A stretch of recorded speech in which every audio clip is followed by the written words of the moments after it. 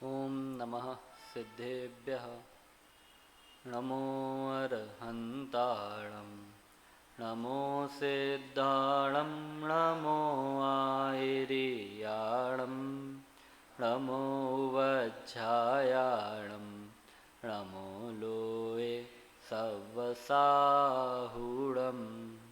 मङ्गलं भगवान् वीरो मङ्गलं गौतमो गणी मङ्गलं कुन्दे कुन्दाद्यो जैनधर्मोऽस्तु मङ्गलं सर्वमङ्गलमाङ्गल्यं सर्वकल्याणकारकं प्रधानं सर्वधर्माणां जैनं जयतु शासनं जैनं जयतु शासनम।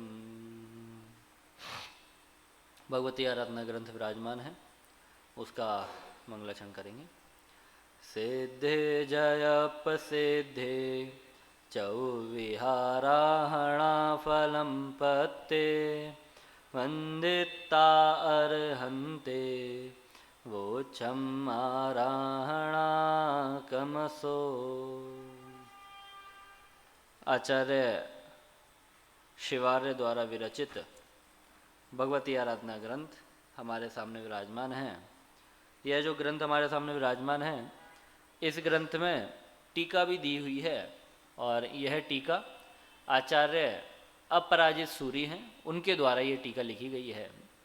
इस टीका का नाम है विजयोदया टीका, अर्थात ऐसी टीका जहाँ विजय का उदय होता है। टीका, विजयोदया टीका। टीका कैसी? जहाँ पर विजय का उदय होता है। इसका मतलब क्या? विजय का उदय होता मतलब कि विजय प्राप्त होती है, कि जहाँ पर जीता जाता है, कि यदि आप इस टीका को पढ़ोगे तो निश्चित रूप से आपकी जीत होने ही वाली है। किसकी टीका लिखी है यहाँ पर? भगवती आराधना की, है ना। कि वो आराधना भी कैसी है? भगवती। जैसे अपन बोलते हैं ना, आचार्य कुंद कुंद देव, देव वहाँ पे शब्द बोला है, भगवंत शब्दों से अपन पुकारते हैं।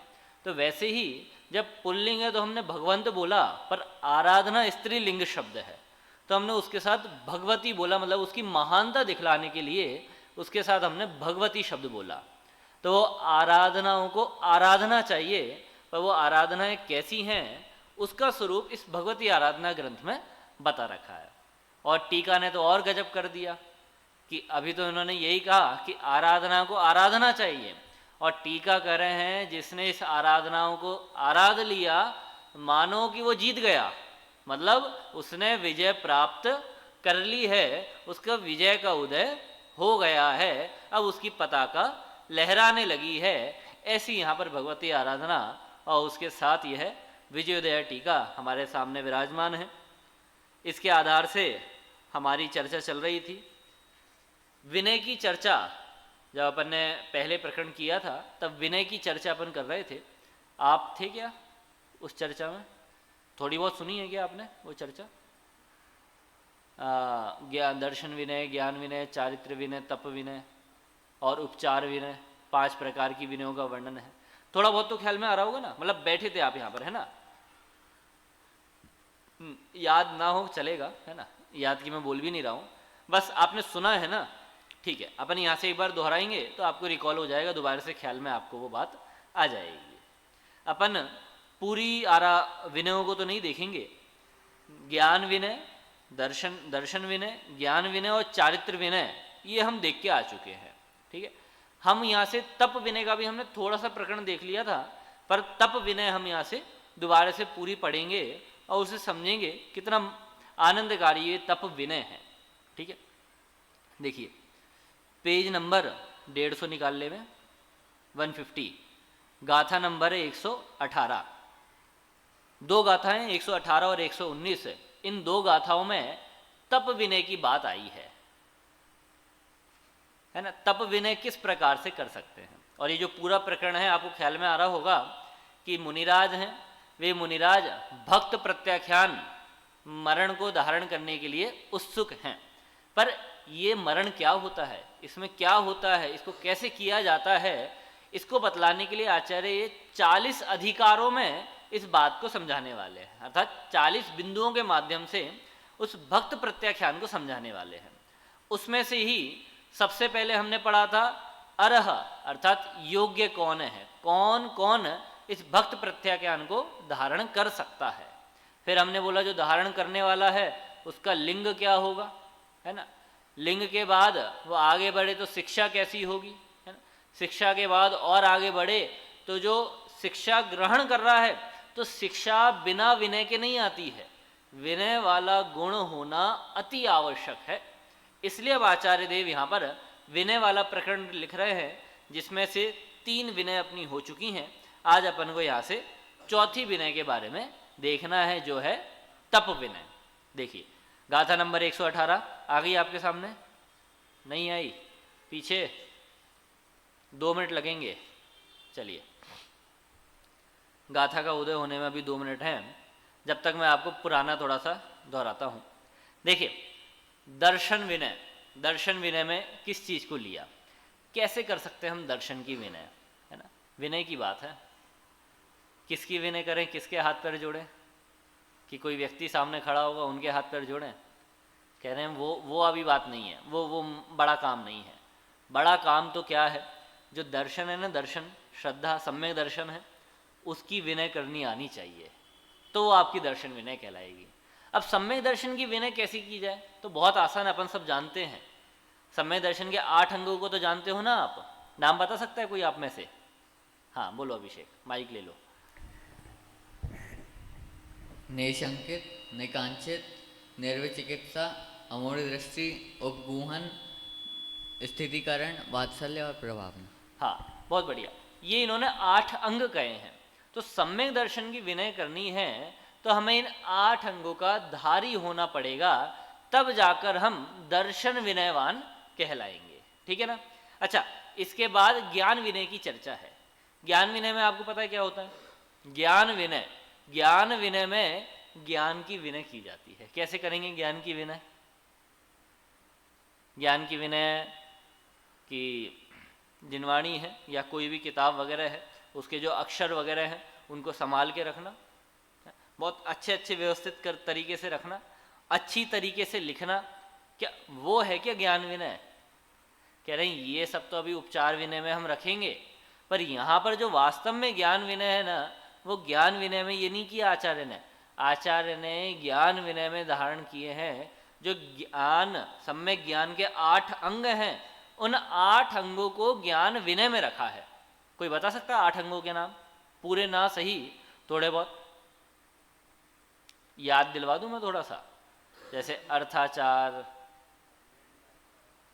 ख्याल में आ रहा थोड़ा सा? आपके पास तो है ना पुस्तक जिनवाणी, इसमें निकालो पेज नंबर है 143। बोलो अरियंत, 8 अंगों के नाम बोलो सम्यक ज्ञान के।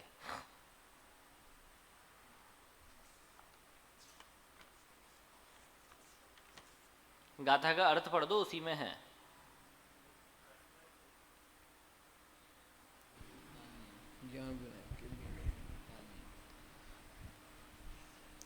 ज्ञान विनय के भेद: काल, नियम, उपधान, बहुमान तथा निन्नव, व्यंजन शुद्धि, अर्थ शुद्धि, उभय शुद्धि, ये ज्ञान के विषय में 8 प्रकार की विनय है। समझ में आया? ज्ञान के संदर्भ में 8 प्रकार की विनय है। इसका मतलब क्या है? हम ज्ञान की विनय इनके माध्यम से कर सकते हैं। इसके बाद है चारित्र विनय। चारित्र विनय में क्या करेंगे बताओ? जैसे हमने अभी यहाँ पर जो सम्यक दर्शन के 8 अंग थे उनको ले लिया, ज्ञान में सम्यक ज्ञान के जो 8 अंग थे उनकी विनय की बात ले ली। अब चारित्र में क्या लेंगे, थोड़ा बहुत बताओ। अच्छा, 13 प्रकार का चारित्र आपने सुना है, तो 13 प्रकार के चारित्र को यहाँ पे आदरेंगे, मतलब उसको आचरेंगे। 13 प्रकार का चारित्र कौन सा? तो 13 प्रकार के चारित्र में 5 महाव्रत, 5 समिति, बची कितनी? 3 गुप्ती। तो 5 5 10 और 3 13। ये जो 13 प्रकार का चारित्र है इन्हें आदरा जाएगा, अर्थात इन्हें आचरण में लाया जाएगा, तब जाकर वो चारित्र विनय कहलाएगी। कैसे लाया जाएगा? तो आचार्य देव ने तो बहुत सरल शब्दों में कहा कि आप अपनी परिणति इंद्रिय विषयों के रूप नहीं करना, आप अपने परिणामों को कषाय रूप नहीं करना, आप इनसे सदा दूर रहना, आप इंद्रिय विषयों से और कषायों से निवृत्त रहना। जब आप इंद्रिय विषय और कषायों से निवृत्त रहोगे तो अपने आप आपकी चारित्र विनय होगी, और जब इंद्रिय और कषायों से निवृत्त रहोगे तो अपने आप आपकी गुप्तियाँ होंगी, आपकी समितियाँ होंगी, आपका महाव्रत होंगे, सारी चीज़ें अपने आप होती जाएंगी, चारित्र विनय आपकी इस रूप में कहलाएगी। ये बात आचार्य देव ने पिछली गाथाओं में कही है। अब बात आ रही है 118 नंबर गाथा, जिसमें तप विनय की चर्चा है। यहाँ से मैं गाथा बुलवाता हूँ, आप दोहराइएगा। पीछे आई हो तो सही है, नहीं आई हो तो आप सुन के दोहराइएगा। उत्तर गुण उज्जमणे, उत्तर गुण उज्जमणे, सम्मम अधि आसनम च सड्ढाय, सम्मम अधि आसनम च सड्ढाय। एक बार दोबारा से बोलता हूँ, आधी लाइन दोहराना। सम्मम अधि आसनम च सड्ढाय,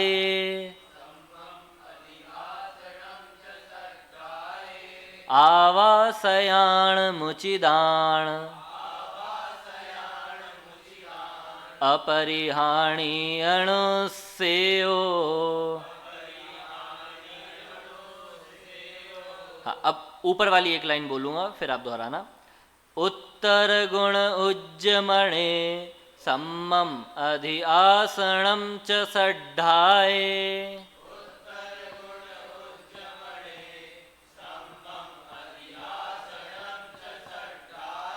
आवासयाण मुचिदान, अपरिहाणी अणुसेयो। अब पूरी गाथा बोलता हूँ, उसके बाद दोहराइएगा। उत्तर गुण उज्जमणे, सम्मम अधि आसनम च सड्ढाय, आवासयाण मुचिदान, अपरिहाणी अणुसेयो।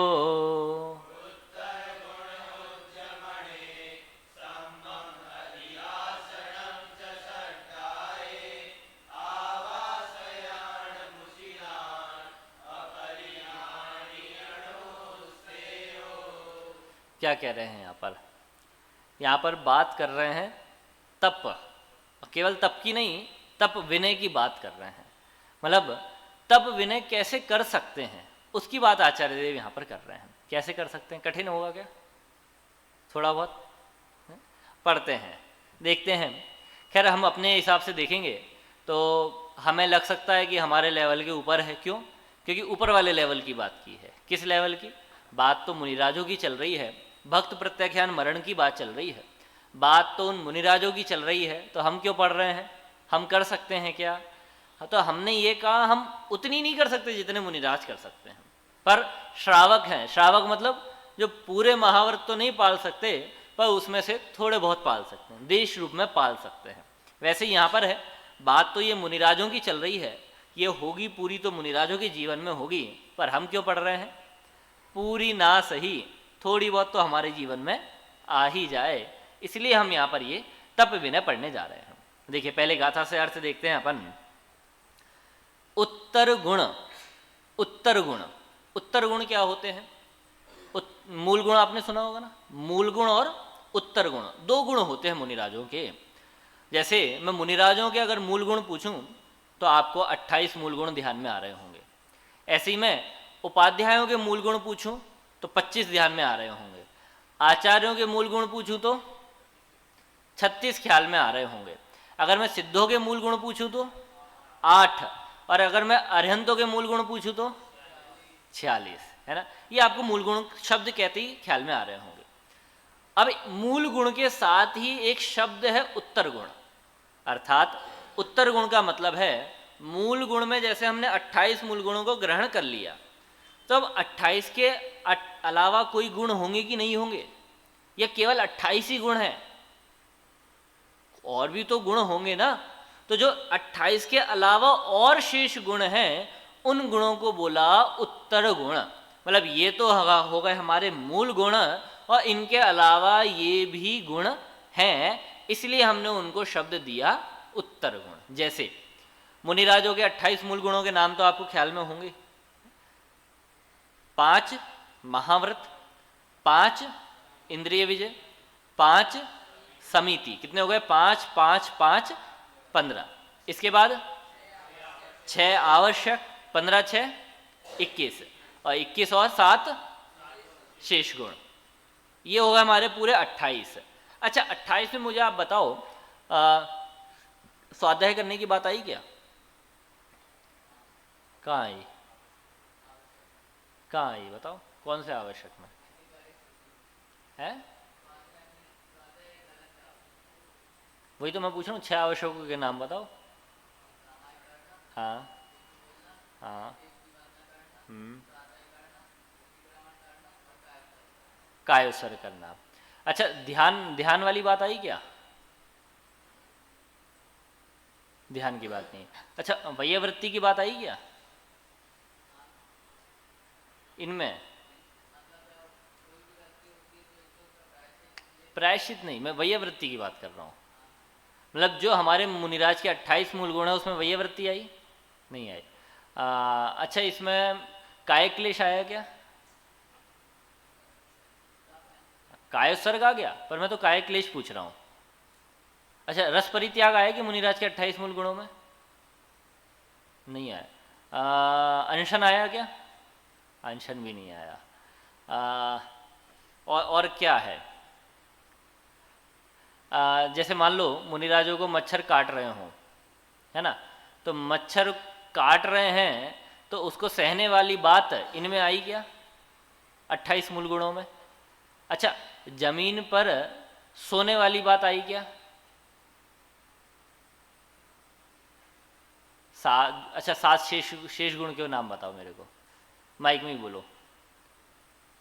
एक को याद है क्या, औरों को याद नहीं है क्या? स्नान नहीं करना, हाँ, दांत नहीं धोना, हाँ, साफ नहीं करना, और वस्त्र धारण नहीं करना, और भूमि में एक शयन से सोना, मतलब अंतर्मुख के छेडाला लिए की पंक्ति विश्राम याद करना। होंगी ना, तो छेडाला की पंक्ति बोलो। जिनके ननौन न दंत दोवन, लेश अंबर आवरण, भूमाहि पिछली रायनि में, कछु शयन एकासन करण, एक बार दिन में ले आहार खड़े, अलप निज पान में। ठीक है, हो गए। अच्छा इसमें ज्ञान का भी अभिमान नहीं होना चाहिए, ये वाली बात आई क्या 28 मूल गुणों में? ऐसी अलग से कोई पॉइंट नहीं आया, पर मैं आपसे पूछता हूँ ये गुण है कि नहीं है? ज्ञान का भी अभिमान ना हो, है अज्ञान हो पर फिर भी अंदर हीनता नहीं आए, ये गुण है कि नहीं है? पर मूल गुण में आए क्या? नहीं आए। मूल गुणों में तो नहीं आए हैं, फिर हम इन्हें गुण कहें कि नहीं कहें? तो आचार्य देव कह रहे हैं गुण तो हैं, तो हम एक काम करते हैं, एक को हमने कह दिया मूल गुण और इनको कह देते हैं हम उत्तर गुण। ख्याल में है उत्तर गुण का मतलब क्या?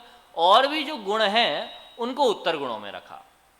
जैसे 12 प्रकार का तप हो गया, 22 प्रकार के परिचय जय हो गए, तो ये गुण है अपने आप में, तो इन गुणों को उत्तर गुणों में आचार्य देव ने वहां पे रखा है। अच्छा पर फिर भी एक मन में प्रश्न उत्पन्न होता है कि एक साइड तो आपने मूल गुण बोला, एक साइड आपने उत्तर गुण बोला, तो मूल गुण को इतना हाईलाइट क्यों किया? क्योंकि आज तक तो हमने मूल गुण ही सुने थे, उत्तर गुण इतना सुना नहीं था। भले 12 तप और 22 परिचय तो सुने थे, पर इन्हें उत्तर गुण कहते हैं ऐसा हमने नहीं सुना था। तो मूल गुणों को ही इतना हाईलाइट क्यों करते हैं? क्योंकि वो मूल गुण है। मूल समझते हो ना, मतलब जो उसका मेन पार्ट है। मतलब यदि मुनि अवस्था है तो मुनि अवस्था में ये 28 मूल गुण होना अति आवश्यक है, और उत्तर गुणों के साथ तो ऑप्शनल है कि उत्तर गुण हो भी सकते नहीं भी हो सकते। मतलब जरूरी नहीं है कि सारे मुनिराज एकासन करें, सारे मुनिराज उपवास करें, सारे मुनिराज हर रोज रस परित्याग करें, ये काय क्लेश करें, ये मुनिराजों के लिए अनिवार्य रूप से नहीं है, इसलिए इन्हें उत्तर गुणों में रखा है। पर जो मूल गुण वाली बात है वो मूल गुण अनिवार्य है, मतलब यदि मुनि जीवन है, मुनि है, तो ये मूल गुण होंगे ही होंगे, इनके बिना काम चलने वाला नहीं है। ये है मूल गुण और उत्तर गुण। तो यहाँ पर अभी हमारी तप की चर्चा चल रही है, तो तप किस में आ जाएगा? उत्तर गुण में आ जाएगा। अभी जैसा मैंने आपको कहा, तो यहाँ पर उत्तर गुण शब्द आ गया, ठीक है, और तप की चर्चा चल रही है। तो अब यहाँ पर क्या कह रहे हैं? उत्तर गुण उद्यमणे, उद्यमणे मतलब उद्यम, उद्यम मतलब उसमें प्रवर्तन, कि जो उत्तर गुण है उत्तर गुणों में प्रवर्तन करना चाहिए। इसका मतलब क्या समझे आप?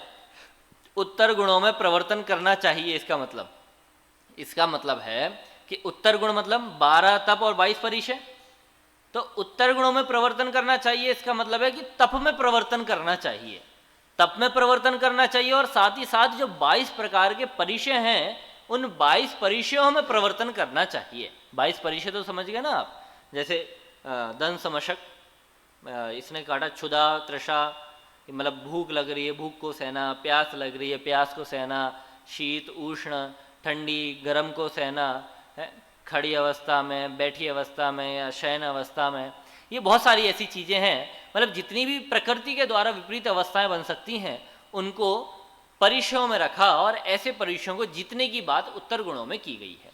तो यहाँ पर जो अपना प्रकरण चल रहा है, प्रकरण में बोला उत्तर गुणों में उद्यम होना चाहिए। उत्तर गुणों में उद्यम होना चाहिए का मतलब है कि तप में उद्यम होना चाहिए, 22 परिचयों को जीतने में उद्यम होना चाहिए, तो जाके वो तप विनय कहलाएगी। तो पहले जैसे ही हो गया, ज्ञान विनय करनी तो सम्यक दर्शन के 8 अंगों को आचरण करना पड़ेगा, ज्ञान विनय करनी तो ज्ञान के 8 अंगों को करना पड़ेगा, चारित्र विनय करनी तो चारित्र के जो 13 प्रकार के चारित्र हैं उनको आदरना पड़ेगा। वैसे ही तप विनय करनी है तो तप विनय के लिए भी क्या करना पड़ेगा? हाँ, इनमें उद्यम करना पड़ेगा, मतलब उनको आचरणा पड़ेगा, उनमें आदर करना पड़ेगा। आदर का मतलब ये नहीं कि सम्मान हाथ जोड़ के खड़े रहें, आदर मतलब उनमें प्रवर्तन करना पड़ेगा, है ना, उनमें आचरण करना पड़ेगा, ये बात है। तो ये इतने आदि पंक्ति का अर्थ ख्याल में आया ना? उत्तर गुण उज्जमणे, उत्तर गुणों को तो आपको उद्यम करना पड़ेगा। अच्छा, उत्तर गुणों में क्या क्या बातें आई? तप की बात आ गई और परिचय की बात आ गई। तप तो साधारणतः अपन ने सुन रखे हैं, पर आचार्य देव को ख्याल में आया तप में भी क्या करना पड़ेगा आपको?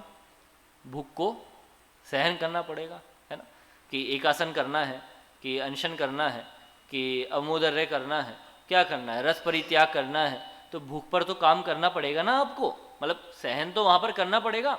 आप काय क्लेश कर रहे हैं, आप कायोस्तर कर रहे हैं, तो वहाँ पर भी तो सहन करना ही पड़ेगा ना। आप 22 प्रकार के परिचयों को जीत रहे हो तो वहाँ पर भी तो सहन तो करना पड़ेगा ना। सहन मतलब जैसे मान लो मच्छर काट रहा है, तो मच्छर काट रहा है तो उस समय उसको समता भाव से सहना पड़ेगा कि नहीं सहना पड़ेगा? सहना पड़ेगा, मतलब चाहे वो तप हो चाहे वो परिचय हो, उसमें सहन की आवश्यकता तो पड़ेगी पड़ेगी। तो आचार्य देव अगला शब्द लिखते हैं सम्मम अधि आसनम।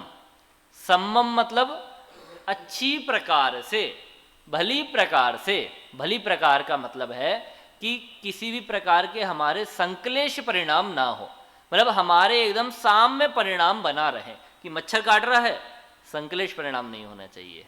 कि पंखा चल रहा है, हवा आ रही है, तो उस ठंडी हवा में हमें संक्लेश नहीं होना चाहिए। गर्मी है, पंखा नहीं चल रहा है, हमें संक्लेश नहीं होना चाहिए। ये हमारी दृष्टि से।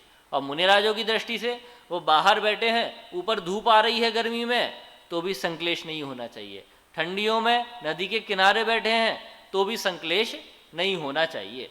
ये कह रहे हैं सम्मम। सम्मम मतलब अच्छी प्रकार से, मतलब बिना किसी संक्लेश भाव के।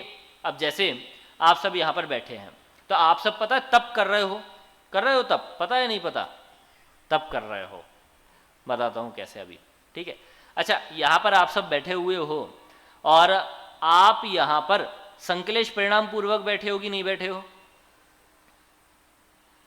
बोलो बोलो।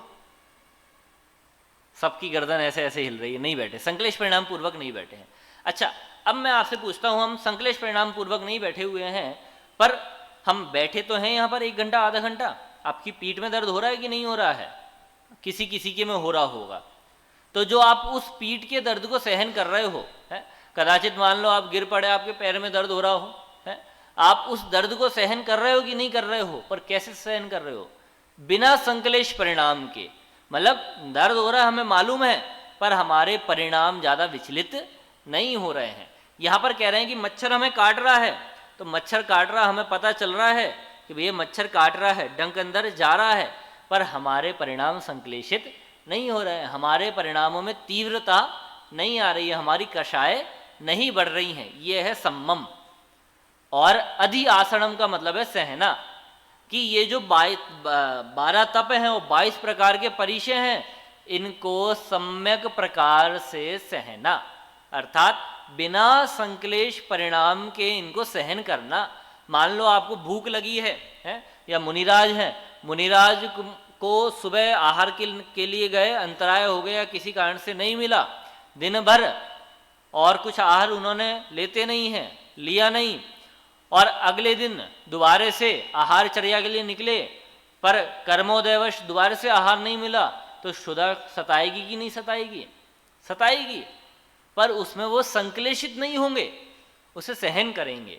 वैसे ही अपने साथ हर एक चीज़ में लगाना, ये हमारे साथ भी कितनी प्रकार की परिस्थितियां बनेंगी, पर हमें उन परिस्थितियों में संकलेशित नहीं होना है।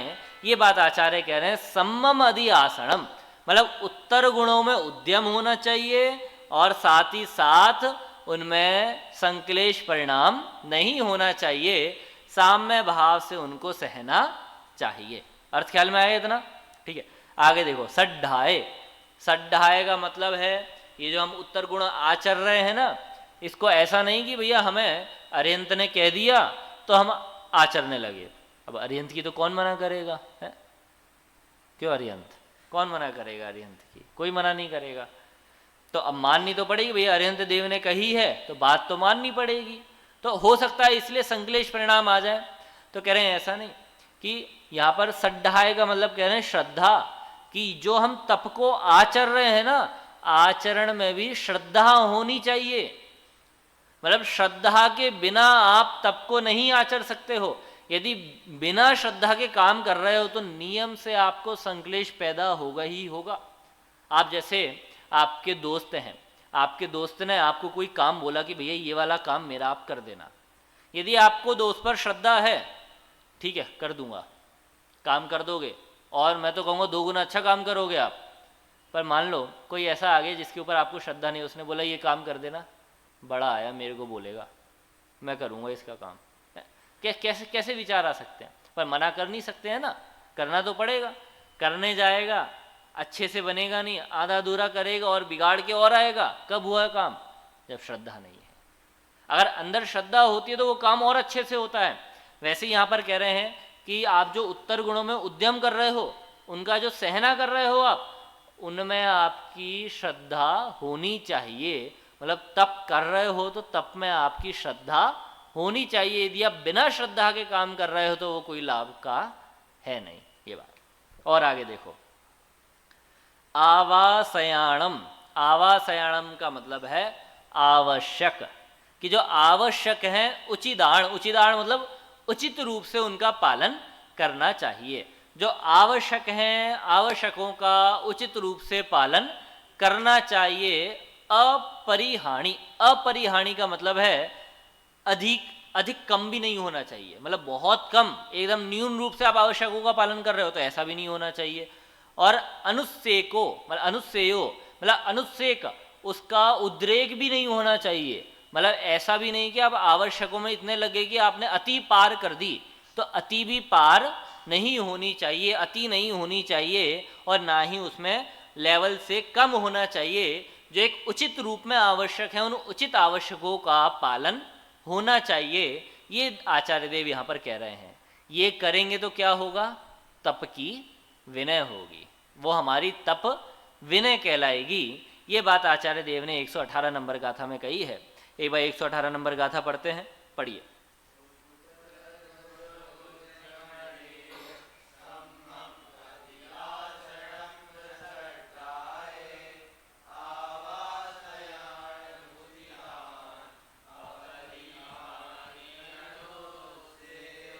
अब देखो नीचे मैं अर्थ पढ़ता हूँ, फिर आप गाथा से देखना। उत्तर गुण अर्थात संयम में उद्यम, सम्यक रीति से भूख प्यास आदि को सहन करना, तप में अनुराग पहले कहे गए, मतलब तप में अनुराग होना चाहिए, ये कहाँ से लिए, श्रद्धा है, मतलब श्रद्धा होनी चाहिए। षट आवश्यकों की न्यूनता ना हो और आधिक्य ना हो, मतलब कम ना हो ज्यादा ना हो, उचिदाणम मतलब उचित रूप से उनका पालन करना चाहिए। बात आ रही है आपको ख्याल में, गाथा का अर्थ ख्याल में आया? अब ये अपन टीका पढ़ेंगे ना और आपको मजा आएगा। चलिए एक बार गाथा पढ़िए दोबारा से।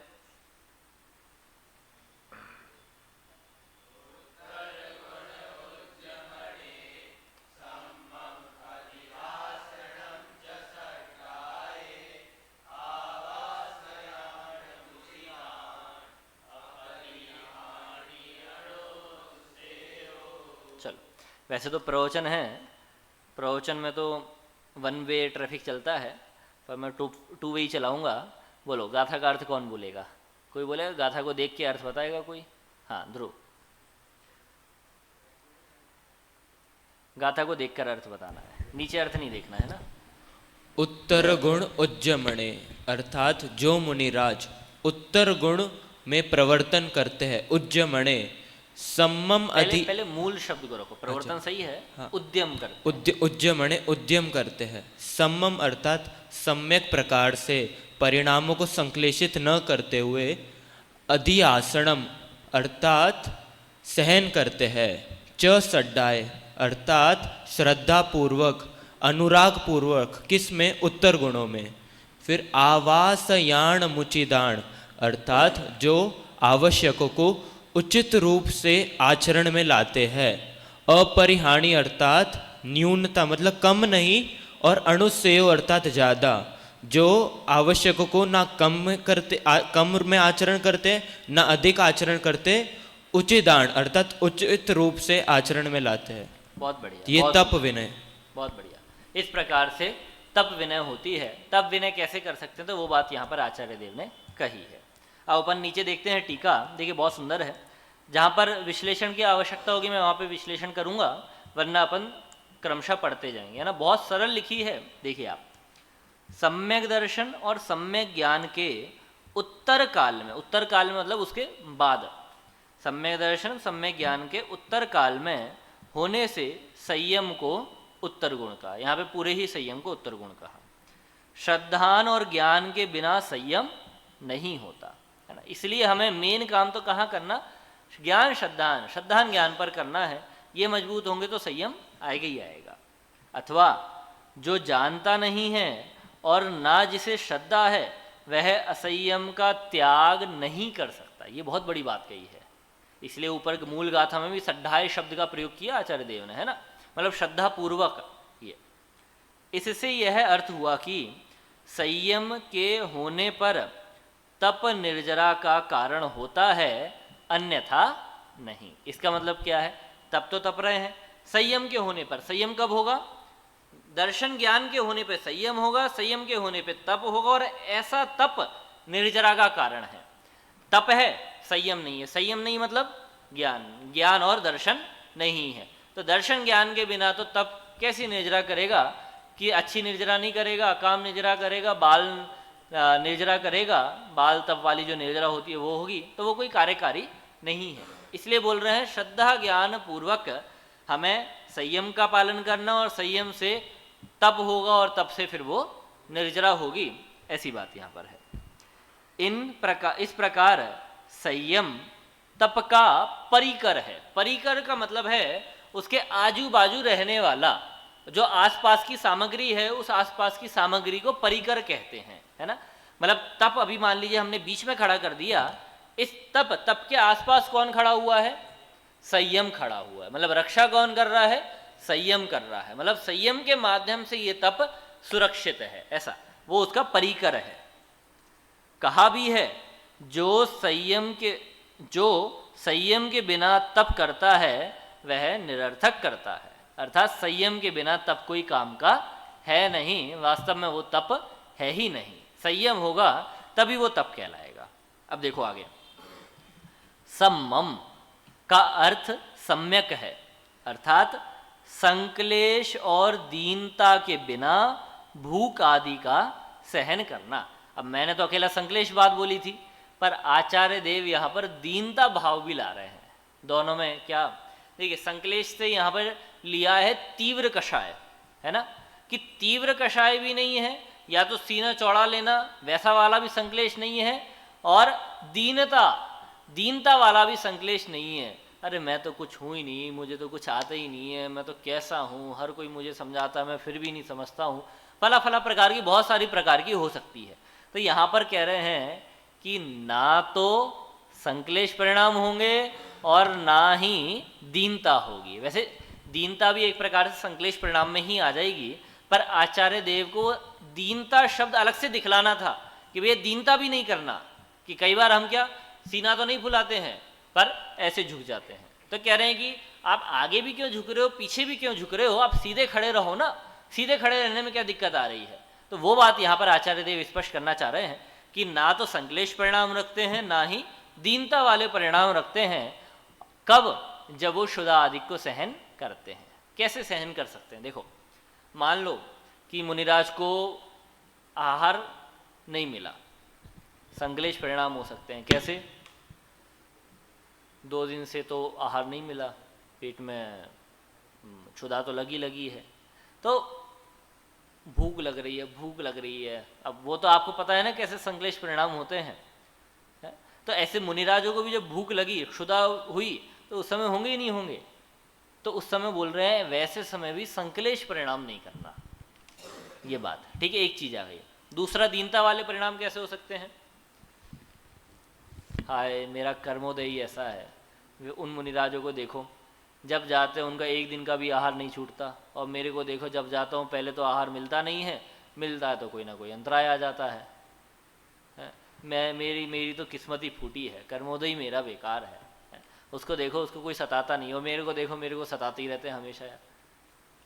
मतलब ये जो दीनता वाले परिणाम है ना, ये कह रहे हैं ये दीनता वाले परिणाम भी नहीं होना चाहिए। वो क्षुधा के समय ही हो सकता है संक्लेश परिणाम भी हो, दीनता भी हो, दोनों ही परिणाम हो। पर जब हम तप विनय करेंगे तो तप विनय में ना ही हमें संक्लेश परिणाम होंगे, ना ही हमारे दीनता वाले परिणाम होंगे। अब और कैसे कैसे परिणाम है तो आचार्य देव और स्पष्ट कर रहे हैं, देखो बहुत सुंदर है। अनशन,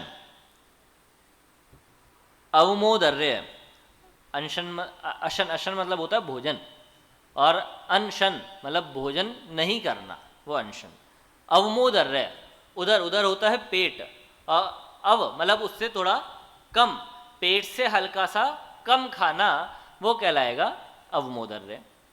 फिर है वृत्ति परिसंख्यान, है ना, मतलब जब सोते हैं तो एक विशिष्ट आसन में सोना, वो वृत्ति परिसंख्यान, अलग अलग वैसा लेके। परिसंख्यान नामक तपों में भूख प्यास से होने, वृत्ति परिसंख्यान, गलत बोल दिया मैंने। वृत्ति परिसंख्यान वो अलग अलग अटपटी प्रतिज्ञा लेके जाते हैं ना, वो अटपटी प्रतिज्ञा लेके जाना वो वृत्ति परिसंख्यान है।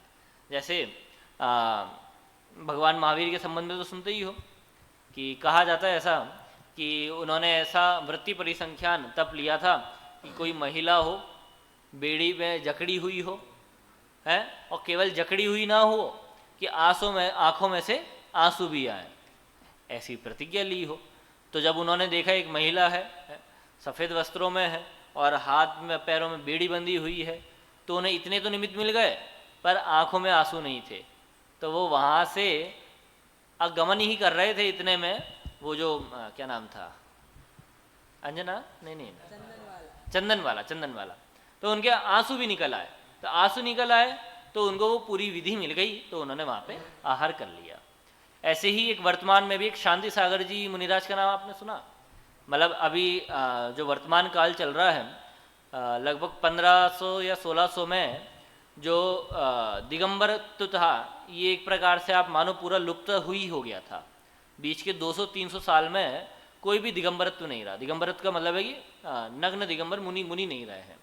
फिर ये दोबारा से जो मुनि वाली परंपरा भी हमें देखने में आती है, ये जो प्रारंभ की है वो प्रारंभ की है एक शांति सागर जी मुनिराज हुए हैं। वो हुए हैं दक्षिण में, दक्षिण वाले 2 हुए हैं, एक उत्तर वाले और एक दक्षिण वाले, दोनों ही मतलब पुराने हो गए हैं, अभी नहीं है।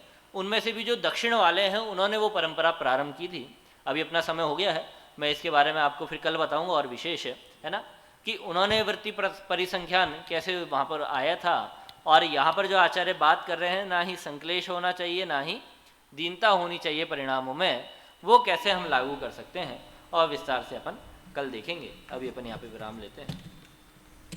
सहजानंदी शुद्ध स्वरूपी अविनाशी हूँ आत्म